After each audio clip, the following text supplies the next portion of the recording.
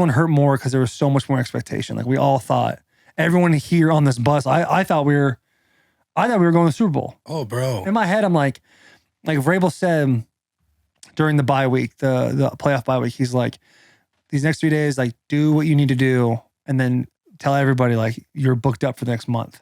Like we're fucking going. Tannehill had a fucking great little speech, like a classic goosebump speech going into that bye week for the break, and everyone's just like, and he stood up and what's up, boys? I ain't got a lot to say. Yeah, and then he said a lot. Yeah, and he fucking killed it. And you're just like, just tough as an offense. I hope like our defense came into this camp with a chip on their shoulder. Like they got dummied a lot 2 years ago. Like statistically was a bad defense, and they came in was like chip on their shoulder. And I don't think by no means that our offense like think we were just going to be great just because you guys had all the weapons. I just hope that we come in. I hope we come into OTAs. Hope we come into camp with that same mentality as our defense did last year. And if that happens, then we'll have an opportunity to be in the same position. Yeah. Yeah, it just fucking sucks, man. What was the vibe on the sideline throughout the game? Oh, we're going to win.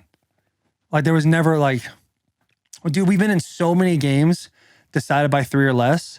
Like, it's just part of it. Yeah. Like, when we played the Colts at home, we spotted them 14 points. And even then, we're like, yeah, we just got to score sooner. Like, it was really like, there wasn't like a thought process of like, damn, like this culture is not the issue. Like, when you get up on some teams in the NFL that don't have that culture yet, I've been a part of it, like, you can just tell they're like, fuck, it's over. And it's the first quarter. And for us, it's like, we just don't think like that.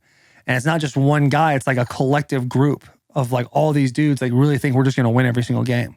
Mm-hmm. You know what I'm saying? It just sucks. It does suck, watching that kid go through the uprights. Legit, like.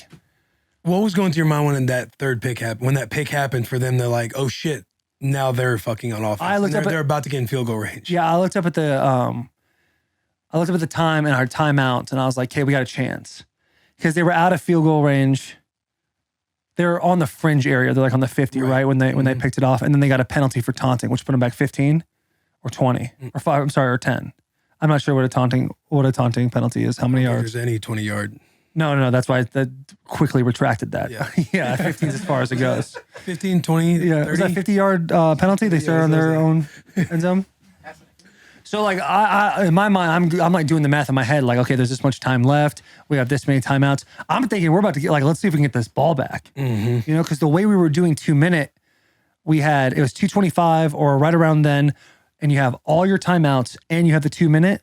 Like you're in regular ball from the 25-yard line, 25-yard line. Like you got to get, a couple of chunks. That's not a huge issue, especially when you're in a 2-minute situation. Mm-hmm. Their rush. They had Trey Hendrickson, who has, had 15 sacks this year. He does a good job getting off, but like they had dudes that were hurt in the interior. In my head, I'm like, we're going to be able to protect. You know what I'm saying?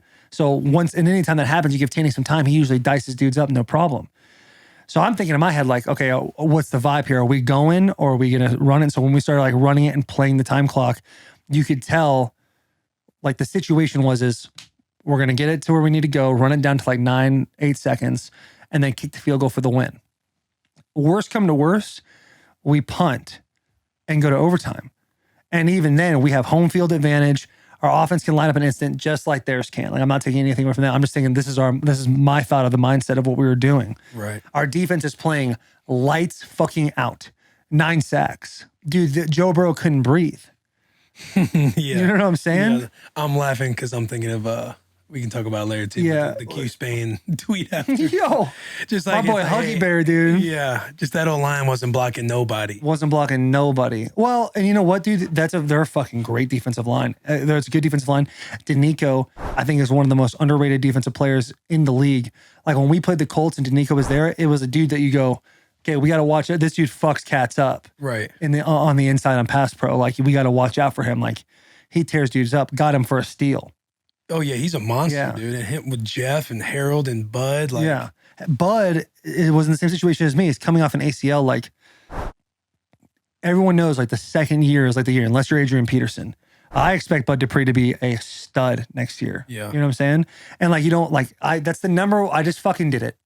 I just fucking did the thing that Vrabel says not to do, is like expectations or predictions and stuff like that. Oh yeah, you know what I'm gotta saying? Be careful. You can't just put the yeah. I can't just do that.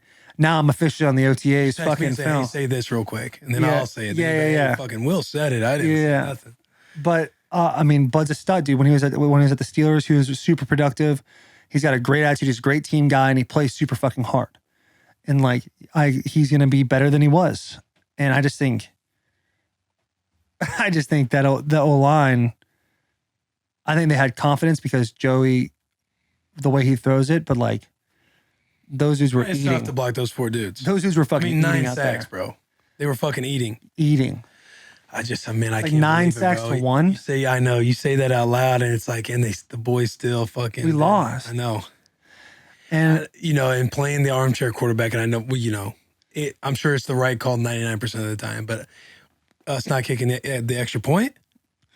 no, I mean statistics say you go for it. Like, you're on the half-yard line, the King's back. Like, why not? Right. I mean, Like, that 2020 makes clear as day, and I don't want to put you in a weird position to speak on that stuff. No, I just did. I don't disagree. I don't disagree with the call. Like, how many times there's a regional? Like, has Coach of the Year been decided yet? I know Fox gave their Coach of the Year, which was Vrabel. NFL hasn't done it yet. Well, there's a reason why Vrabel's like a top head Coach of the Year candidate. Mm-hmm. You know what I'm saying? Like, the guy's football IQ, we've talked about in the podcast before. His football IQ is stupid. Like, he knows every situation, and he makes sure that we know every situation.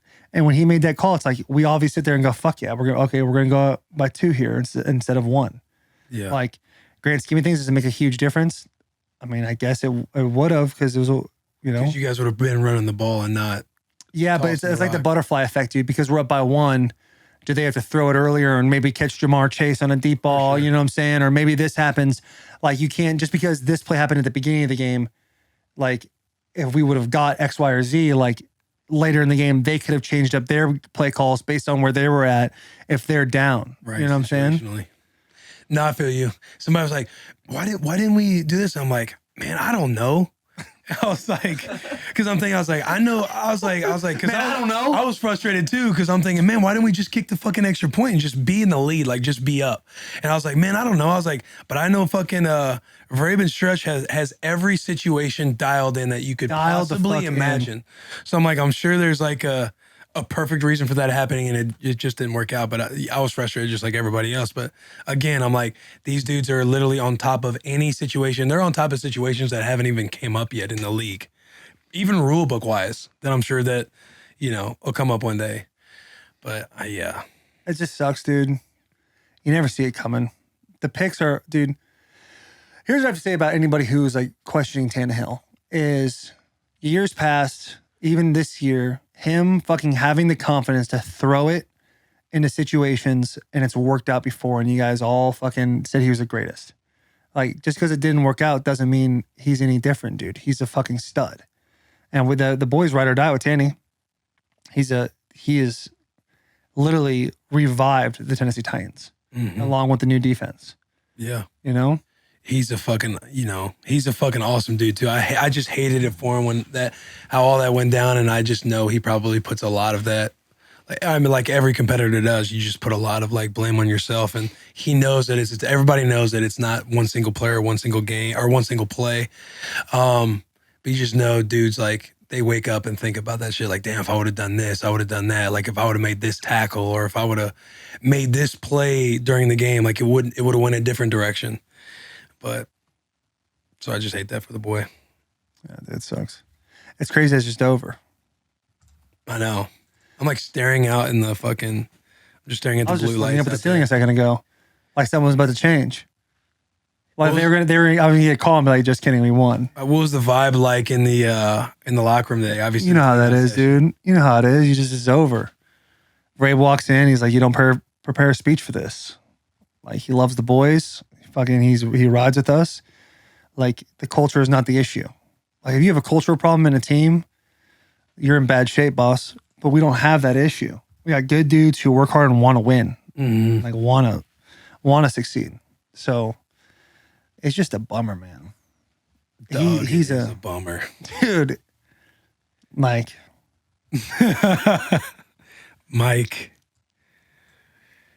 Yeah. It's fucking tough. It's tough to come on here. Like I woke up this morning, low-key excited to do a podcast with the boys. I just love being around the boys again. Like you feel like I was the dad that went out for a carton of cigarettes and some milk, and now I'm like all of a sudden back in your guys' lives. But you know what I'm saying? But like I fucking miss the boys. I miss doing this. But I feel like it's too soon. You know? Yeah, I mean, like it was supposed to be. It hasn't even been 48 hours. Yeah, right? For real. Yeah. It's about to be 48 hours. Should we hit an ad? I hope you guys like this clip. If you want to continue to be for the boys, you need to like this video, subscribe to the channel, share with a friend, and check out our playlist. We have all the links right here on the screen. As always, biggest of hugs and tiniest of kisses. Also, go check out the full episodes, but always for the boys.